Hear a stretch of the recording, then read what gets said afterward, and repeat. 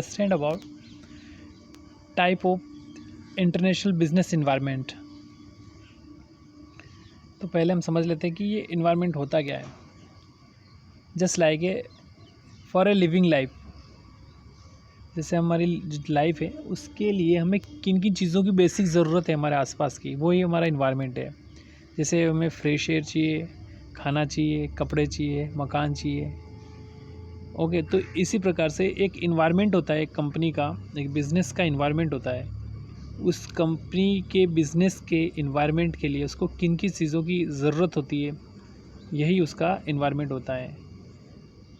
तो बात करें बेसिक दो टाइप जो होते हैं उसके, इंटरनल और एक्सटर्नल। इंटरनल में आप देख लीजिए, इंटरनल में वी कैन से दैट कि internal peoples which support the company like a HR, okay, employees, raw materials.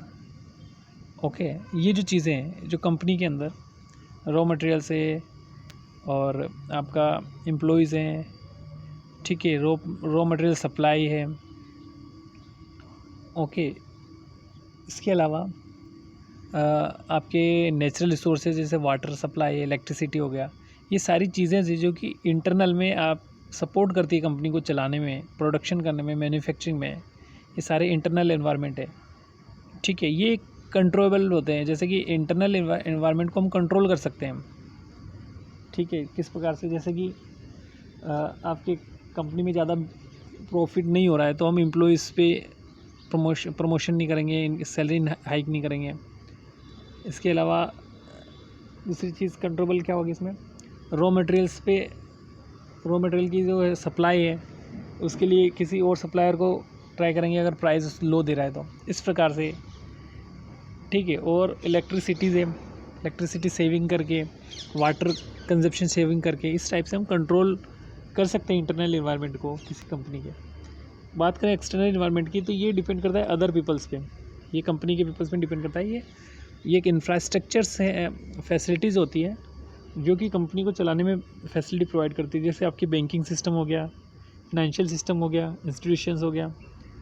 इसके अलावा आप कह सकते हैं गवर्नमेंट ऑफिसेस हो गए। ये सारे एक्सटर्नल इन्वायरमेंट के पार्ट हैं जो कि अनकंट्रोलेबल होते हैं, उनको हम कंट्रोल नहीं कर सकते, उनके रूल्स हमें फॉलो करने ही पड़ेंगे, ठीक है।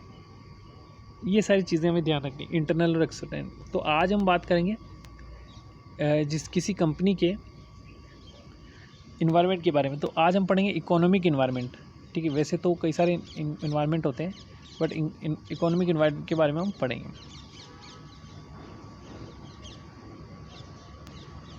ठीक है। जो इकोनॉमिक इन्वायरमेंट होता है, इकोनॉमिक्स का मतलब ये है कि जो कॉस्ट है कंपनी की वो कितनी लगेगी, जो चीज़ों को लेने में, ख़रीदने में, या एम्प्लॉयज़ की सैलरीज, इन सारी चीज़ों के में जो चार्जेस लगते हैं, जिससे कंपनी का एक बहुत बड़ा अफेक्ट आता है। कंपनी में बहुत सारा उस चीज़ से अफेक्ट होती है, जैसे कि प्राइस हमें क्या डिसाइड करने हैं, ठीक है। तो इन चीज़ों, जो पैसे के रिलेटेड जो भी चीज़ें कंपनी को अफेक्ट करती है, वो इकोनॉमिक इन्वायरमेंट में आती है, ठीक है। तो इसमें हम देख लेते हैं, economic environment is the by most important environment factor which business organization take into account because the business organization is a economic unit operations, ठीक है। since this measurement of the organization mostly in the form of financial term, जो financial term में जो payment के related चीज़ें हैं उससे company कितनी इम्पैक्ट होती है, वो सारे जो फैक्टर्स हैं वो इकोनॉमिक इन्वायरमेंट से बिलोंग करते हैं। तो हम बेसिक चीज़ें ही पढ़ेंगे जिससे कि आपको इजीली समझ में आ जाएगा, आप इसको अंडरस्टैंड कर पाओ। तो यहाँ पे इकोनॉमिक्स फैक्टर को टू पार्ट में डिवाइड किया गया है, जनरल इकोनॉमिक कंडीशन और फैक्टर ऑफ प्रोडक्शंस। तो जनरल इकोनॉमिक कंडीशंस क्या है, economic conditions, general economic conditions of countries determine the extent which various economic force influence the organization, ठीक है। कई प्रकार के जो फोर्स हैं जो कंपनी को इन्फ्लुएंस करते, प्रभावित करते हैं, वो जनरल इकोनॉमिक कंडीशंस को डिटरमाइन करते हैं। कैसे, जस्ट लाइक इकोनॉमिक में आपकी इकोनॉमिक सिस्टम में आगे मॉनेटरी पॉलिसी होगी, फिस्कल पॉलिसी हो गई, इंडस्ट्रियल पॉलिसी आ गई। ये सारी पॉलिसीज़ है, इसको अफेक्ट कैसे करेगी हम देखते हैं। ठीक है, अब बात करें ये जनरल इकोनॉमिक कंडीशंस की, तो इसमें आएंगे आपके इकोनॉमिक सिस्टम। ठीक है, इकोनॉमिक सिस्टम कैसा है? The economic system refer to particular set of social institutions deal with the production, distribution and consumption of the goods, service, particularly society. It basically compose the people of institutions, including their relationship with to the productive resources. तो economic system में देखो set of social institutions जो होंगे आपके, ठीक है, वो आपकी प्रोडक्शन में हेल्प करेंगे, मतलब जो आपकी मेन पावर हो गई। डिस्ट्रीब्यूशन जो कि आपके सप्लायर हो गया, सप्लायर का मीन्स यहाँ पे होगा ट्रांसपोर्टर हो गया। और कंजप्शन जो कि आपकी सर्विस को लेंगे। ये जो चीज़ें हैं इन सभी सोशल्स इंस्टीट्यूशंस के इंटीग्रेशन से ही आपकी कंपनी का जो मैन्युफैक्चरिंग है वो इन्फ्लुएंस होगी, वो इफ़ेक्ट होगी। ठीक है, अगर ये प्रॉपरली नहीं होंगे तो फिर आपका बिज़नेस करने का इसमें कोई ज़्यादा फ़ायदा नहीं मिलेगा आपको। इसके अलावा अब अगर हम बात करें, ठीक है, तो ये सारी चीज़ें एक इकोनॉमिक सिस्टम के ऊपर बताई गई कि ये सारा इंटीग्रेशन होता है। इसके अलावा हम आगे की बात करें तो नेचुरल इनकम एंड डिस्ट्रीब्यूशन की बात करें, तो नेशनल इनकम का बात यहाँ पे आती है कि आपकी नेशनल इनकम ईयरली कितनी है। तो हम देखते हैं इसको। National income is the define as the money value of final goods and service produce in the country during the particular period of the time, normally in 1 year. मतलब एक particular goods and services को final value क्या है इसकी, ठीक है, वही national income होती है एक पर्टिकुलर ईयर में। इसके अलावा national income determine the purchasing power of the peoples and consequently generate the demand of product. वहाँ के लोगों की परचेसिंग पावर क्या है, ऐसा नहीं कि आप प्रोडक्ट बनाए जा रहे हो, लोग खरीद ही नहीं रहे, तो लोगों के खरीदने की जो इंटेंसिटी है वो क्या है। इसके अलावा डिमांड ऑफ प्रोडक्ट क्या है, वो चीज़ आपकी नेशनल इनकम एंड डिस्ट्रीब्यूशन में आएगी। इसके अलावा distribution of the national income determine the type of product that may be demand and different segment of peoples पर एक। तो यहाँ पे जो डिस्ट्रीब्यूशन है आपकी वो उस पर भी डिसाइड करेगी कि आपके जो पीपल्स के जो variation of the people, segment of the people, किस टाइप के पीपल, जैसे होते हैं ना वेजिटेरियन पीपल से, वो आपको पता होगा कि वेजिटेरियन चीज़ नहीं खाएंगे तो वैसा प्रोडक्ट उनको लाइक नहीं करेगा, और नॉन वेजिटेरियन है उनके लिए अलग प्रोडक्ट आपको। तो ये सेगमेंट ऑफ पीपल्स को भी हमें ध्यान रहता है, ये इस पर भी नेशनल इनकम डिपेंड करती है। अब बात करें इसी की मॉनेटरी पॉलिसी की, तो मॉनेटरी पॉलिसी कैसी है उस कंट्री में जहाँ पे आपका बिजनेस है, तो वो भी आपको एक बहुत ही बड़ा इकोनॉमिक इन्वायरमेंट का इफेक्ट है। देखते हैं, monetary policy control by A central bank of country regulate the economic growth through the expansion and constriction money supply and circulation। तो मॉनेटरी सिस्टम आपका central bank, reserve bank of India control करेगा।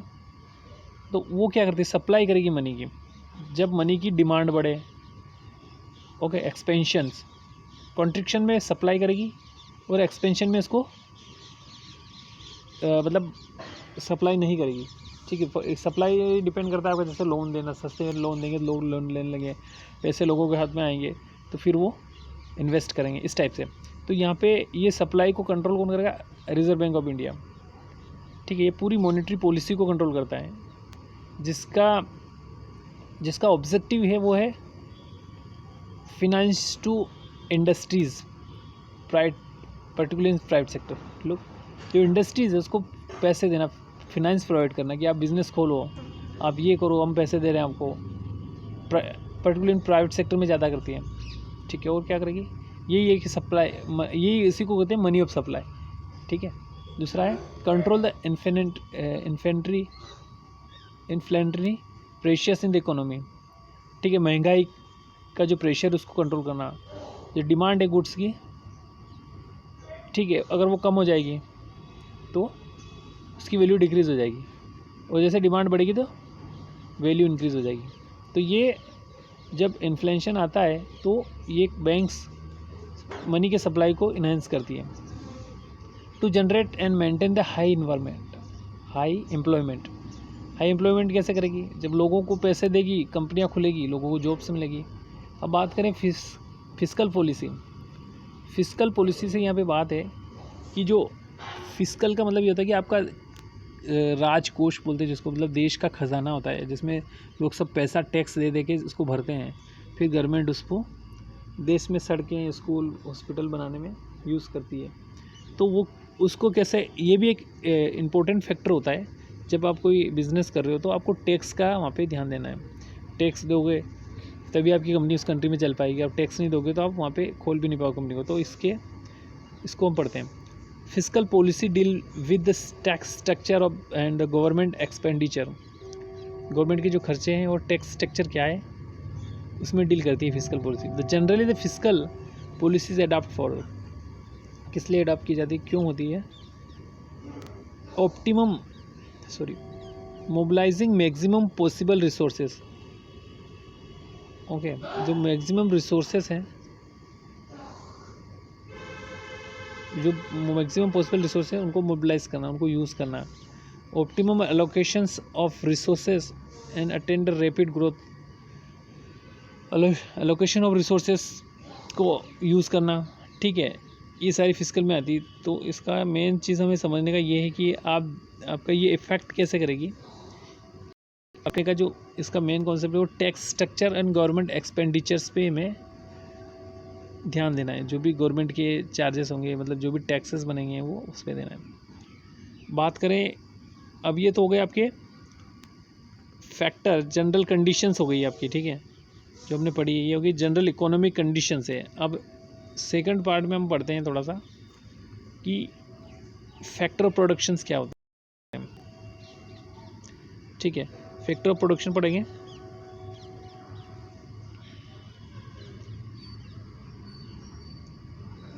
हम next video में factor of production पढ़ेंगे, ठीक है। So guys, thank you for watching this session, have a nice day.